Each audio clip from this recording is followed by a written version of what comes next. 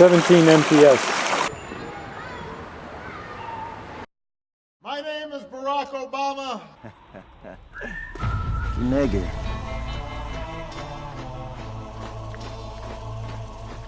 Tragedy that recently took place back in the United States.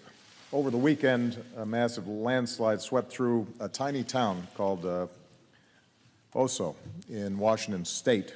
And while I won't get ahead of the ongoing response and rescue operations, we know that part of this tightly knit community has been lost. First responders have acted bravely despite still dangerous conditions. The American Red Cross has opened multiple shelters, and the people of Washington State have been quick to help and comfort their fellow citizens.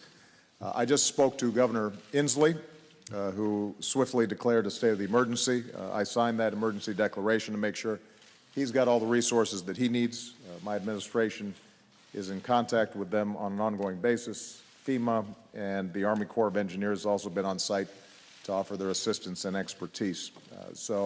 I would just ask all Americans to send their thoughts and prayers to Washington State and the community of Oso and the families and friends of those who continue to be missing. We hope for the best, but we recognize this is a tough situation. Now, as for our work here in The Hague, I want to just repeat the extraordinary work that Mark has been remarkable. Your organization has been flawless. To all the people who were involved in putting this together, including those who has been truly Huzelic. So we need a serious and sustained global effort to deal with one of the greatest threats to international security, and that's the specter of nuclear terrorism. We made further progress at our second summit in Seoul, and under your Prime Minister's stewardship, we built on that progress here.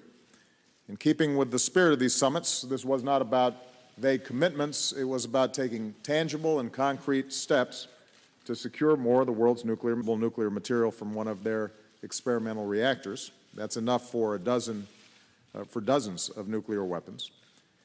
Dozens of other nations have agreed to take specific steps towards improving nuclear security in their own countries and to support our global efforts.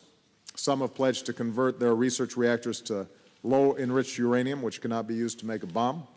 We've set new goals for implementing our nuclear security measures, including sharing more information to show that we're all living up to our commitments. I've made it clear that the United States will continue to do our part as well. Our nuclear regulator will develop new guidelines to strengthen cybersecurity at our nuclear power plants, and we've pledged to pursue the production of a key medical isotope used to treat illnesses like cancer without relying on weapons-usable material. We're also going to work with our partners around the world to install more radiation detection equipment at ports and transit sites in order to combat nuclear smuggling. And all of this builds on our previous efforts. 12 countries and 24 nuclear facilities around the world have now rid themselves entirely of highly enriched uranium and plutonium.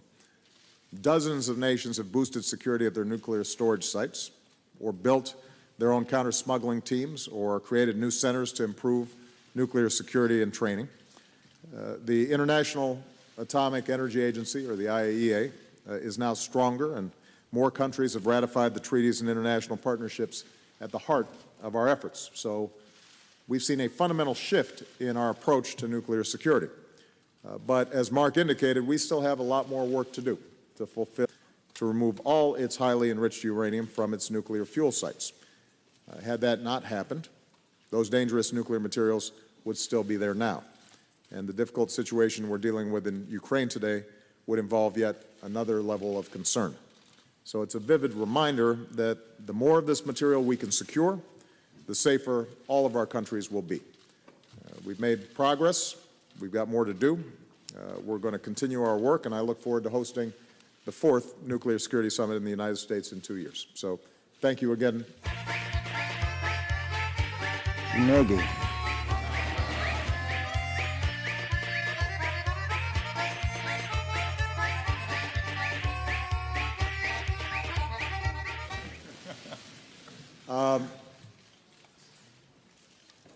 With respect to President Putin's motivation, I think there's been a lot of speculation. I'm less interested in motivation and more interested in the facts and the principles that not only the United States but the entire international community are looking to uphold. I don't think that any of us have been under any illusion that Russia has been very interested in